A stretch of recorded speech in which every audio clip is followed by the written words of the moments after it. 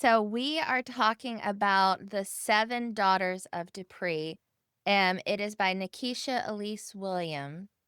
And I always ask, I know it's a new book, but who were you when you picked this one up? I actually do have a really good answer for this question because I've listened to some of your other podcasts, and I know sometimes people are reading books that they read as children or they've read in college or whatever.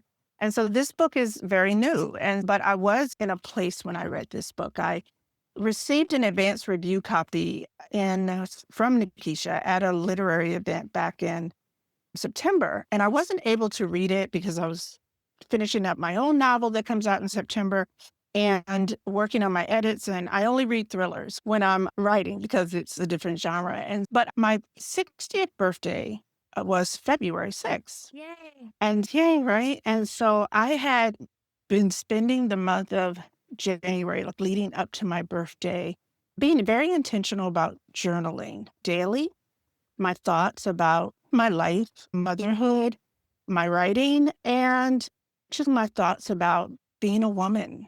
And I've noticed that the older I've gotten, the more I've cared about women's rights and feminist issues. Certainly should have been at the forefront of my mind, I think, my whole life.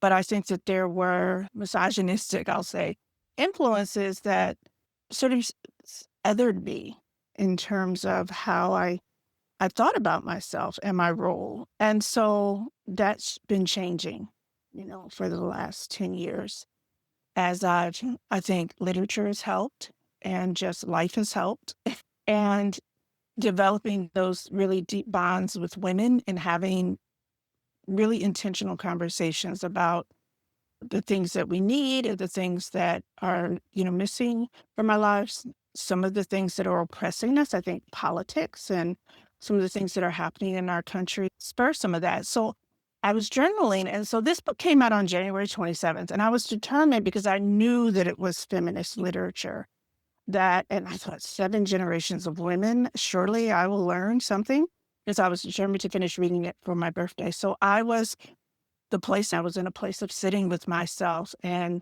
trying to get to clarity on who Rhonda was before my birthday.